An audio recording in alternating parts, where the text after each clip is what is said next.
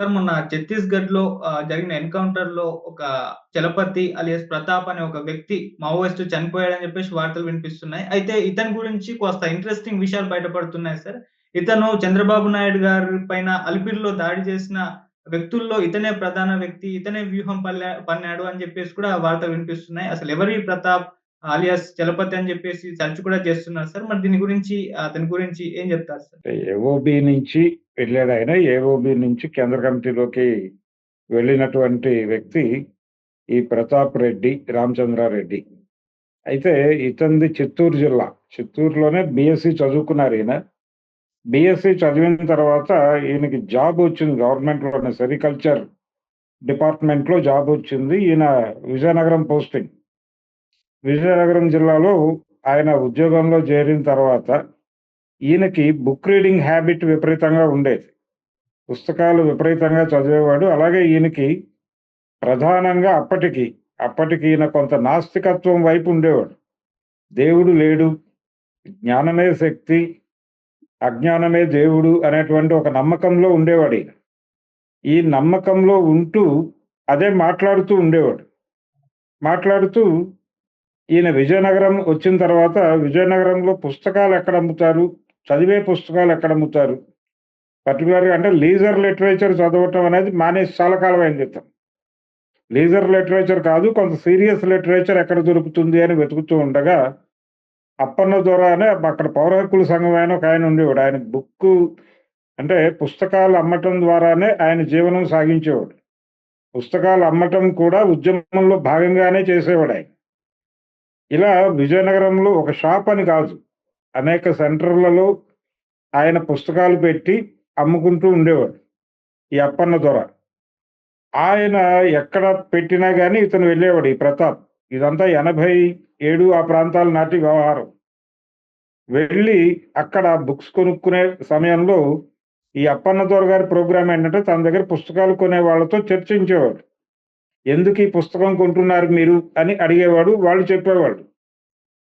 ఆ ఇంటరాక్షన్‌లో భాగంగా వాళ్ళు మూవ్‌మెంట్‌తో వాళ్ళ అటాచ్‌మెంట్ ఏమిటి? లేకపోతే ప్రపంచం గురించి వాళ్ళు ఏం ఆలోచిస్తున్నారు?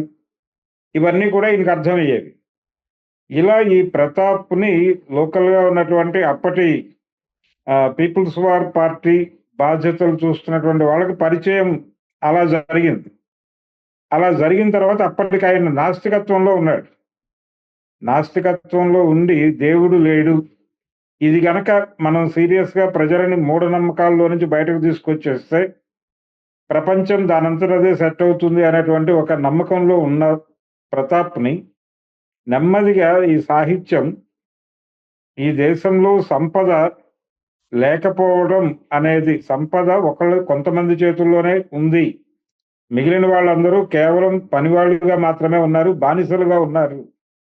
కాబట్టి ఈ కొంతమంది చేతుల్లో ఉన్నటువంటి సంపదను విముక్తి చేసి అందరికీ పంచాల్సినటువంటి అవసరం ఉంది అనేది నెమ్మదిగా ఈయన గుర్తించి వర్గ పోరాట రాజకీయాల వైపు టర్న్ తీసుకున్నాడు. ఈ టర్న్ తీసుకున్న తర్వాత ఆ టైంలో పీపుల్స్ వార్ పార్టీకి ఒక ప్రోగ్రామ్ ఉండేది. గో టు విలేజ్ క్యాంపెయిన్ అని ఒకటి ఉండేది. ప్రతి సమ్మర్‌లోనూ విద్యార్థులు పల్లెలకి వెళ్ళేవాళ్ళు. పట్టణాల్లో ఉన్నటువంటి విద్యార్థులు పల్లెలకు వెళ్ళి, పల్లె ప్రజలకి రాజకీయాలు చెబుతూ, అక్కడ దళిత వాడల్లో ఉంటూ, దళిత వాడల్లో స్థితిగతులు తెలుసుకుంటూ, అక్కడే భోజనాలు చేసి, అది ఆ భోజనాలు కూడా ఒక బేసిన్ తీసుకొని ఇల్లిల్లు తిరిగి అన్నం కూరలు పోగు చేసుకొని ఒక చోట కూర్చొని తినేవాళ్ళు. ఇలా ఆ ఊరికి సంబంధించిన సంపద ఎలా ఉంది? ఆ ఊళ్ళో ఎన్ని గడప ఉంది? మొత్తం భూమి ఎవరి చేతుల్లో ఉంది? ఏ కులాలు కూలి పనులు చేస్తున్నాయి? ఏ కులాల చేతుల్లో అజమాయిషీ ఉంది? దాకా వివరాలు సేకరించేవారు. అయితే ఈ వెళ్ళే దళాలకు పార్టీ చాలా క్లియర్‌గా చెప్పేది. మీరు ఎట్టి పరిస్థితుల్లోనూ అగ్రకులాల ఇళ్లల్లోనూ భోజనాలు చేయొద్దు. కింది కులాల ఇళ్లల్లోనే అది మాలపల్లి కావచ్చు, మాదిగూడెం కావచ్చు, అక్కడ మాత్రమే భోజనాలు చేయండి. వాళ్ళని మాత్రమే భోజనం అడగండి అని చెప్పేవాళ్ళు. వీళ్ళ కార్యక్రమం ఏంటంటే ఊరు, వాడ అంతా తిరుగుతూ నినాదాలిచ్చి ప్రజా రాజకీయాలని ప్రచారం చేయటంతో పాటు వాల్ రైటింగ్ చేయటము, అలాగే పార్టీ లిటరేచర్ అక్కడ అమ్మటం. ఇది ప్రోగ్రామ్, క్యాంపెయిన్ ప్రోగ్రామే ఇది. ఇలా గ్రామాలు కాలినడకన తిరగటమే. ఈ కాలినడకన తిరుగుతూ ఈ క్యాంపెయిన్‌కి వెళ్ళాలి అని ప్రతాప్ అనుకునే టైంకి ఆయన తల్లిదండ్రులు వచ్చారు చిత్తూరు నుంచి. వచ్చి వెళ్ళొద్దు అని చెప్పారు. కానీ ఆయన విజయవంతంగా ఇంట్లో నుంచి బయటపడి వెళ్ళిపోయాడు. ఆ వెళ్ళటం వెనక్కి రాలేదు. 88 ఆ ప్రాంతాల్లో లోపలికి వెళ్ళిపోయాడు ఆయన. క్యాంపెయిన్ అయిపోయింది. ఆయన పార్టీ దీనిలోకి వెళ్ళిపోయాడు, కాంట్రాక్ట్‌లోకి. నెమ్మదిగా ఆయన సాయుధ పార్టీలోకి వెళ్ళిపోయారు. తర్వాత ఆయన ఏఓబీకి వెళ్ళటము, ఉద్దానం ఏరియాలో ఆయన ఎక్కువగా పనిచేశాడు. ఈ క్రమంలోనే ఆయన పార్టీలో అంటే అప్పటి నుంచి కమిటెడ్‌గా ఉంటుంది. దాదాపు 36 ఏళ్ల పాటు కమిటెడ్‌గా ఆ పార్టీలో ఉంటూ, పార్టీ చెప్పినటువంటి ఏ కార్యక్రమాన్నైనా కాదనకుండా దాన్ని కంప్లీట్ చేయటానికి ఆయన అంకిత భావంతో పనిచేయటం. అలాగే ప్రజలకి విప్లవ రాజకీయాలు చెప్పటంతో పాటు ప్రజల్ని వర్గ పోరాటంలోకి సమీకరించటం. ఇది ఆయన ఎక్కడున్నా గాని ప్రధానంగా చేసినటువంటి కార్యక్రమం.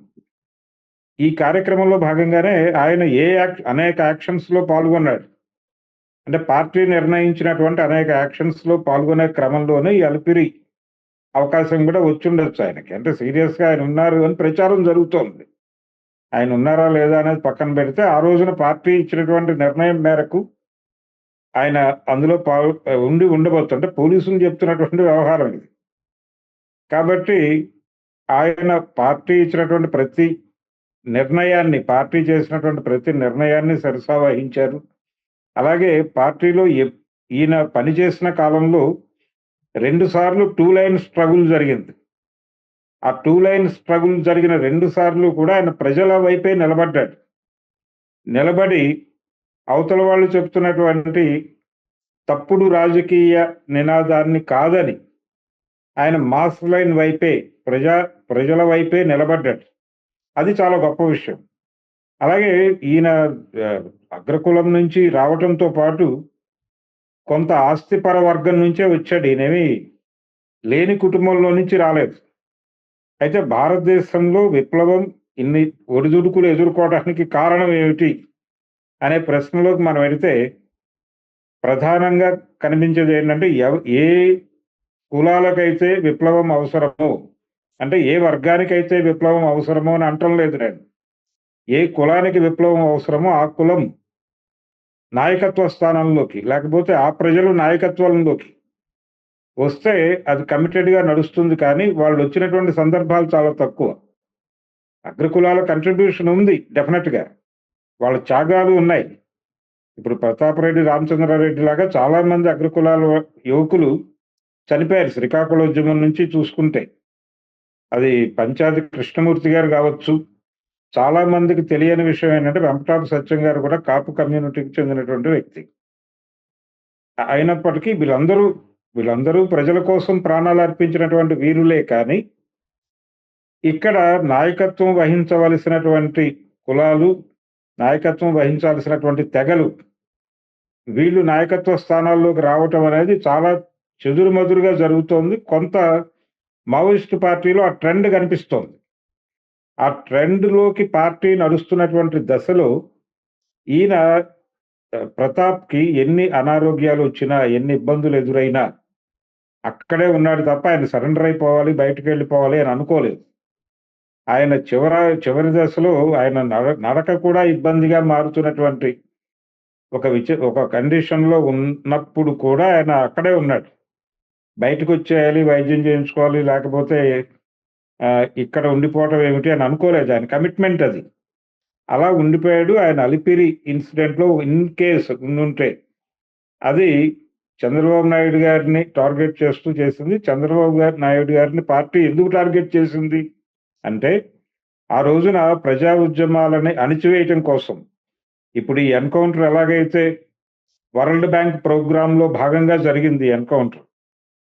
వరల్డ్ బ్యాంక్ ప్రోగ్రామ్ అంటే అటవీ సంపదని కార్పొరేట్లకి అప్పచెప్పటం అనేటువంటి కార్యక్రమం. ఈ దేశంలో ఉన్నటువంటి ప్రజల సంపదని కార్పొరేట్ల పరం చేయటానికి ప్రభుత్వాలు ప్రయత్నం చేసినప్పుడు ప్రజల వైపు నుంచి నిరసన గళం వస్తే, ఆ నిరసన గళాన్ని సాయుధంగా తొక్కేయటం అనేది ప్రభుత్వం ఒక పాలసీగా అమలు చేస్తోంది. అందులో భాగంగానే ఈ ఎన్కౌంటర్ జరిగింది. అలాగే అమిత్ షా చాలా ఓపెన్ గా ఒక స్టేట్మెంట్ ఇచ్చాడు. నక్సల్ ముక్త్ భారత్ మా నినాదం, అందుకోసం ఇది ఏరివేత అన్నాడు ఆయన. ఇంతకు ముందున్న ప్రభుత్వాలు ఒక మాట చెప్పేవి, ఆత్మరక్షణ కోసం చంపేశామని చెప్పేవాళ్ళు. ఇప్పుడు అది కూడా లేదు, ముసుగు తీసేశారు. ముసుగు తీసేసి ఏరేస్తున్నాం అని చెప్తున్నారు. ఈ ఏరివేత అనే కార్యక్రమం 90లో వరల్డ్ బ్యాంక్ మన రాజకీయాల్లోకి వచ్చిన తర్వాత మొదలై కోవర్ట్ ఆపరేషన్లు అనే పేరుతో చంద్రబాబు నాయుడు గారు ఉమ్మడి రాష్ట్ర ముఖ్యమంత్రిగా ఉండగా జరిపినటువంటి హత్యాకాండకు నిరసనగా ఈ అలిపిరి ఇన్సిడెంట్ జరిగింది. అది ఈ అలిపిరి నేపథ్యం. అయితే అక్కడ జరిగినటువంటి ఒక పొరపాటు వలన ఆయన బతికిపోయారు. ఆయన వెంకటేశ్వర స్వామి దయ అని చెప్పి మాట్లాడుతూ ఉంటాడు ఆయన.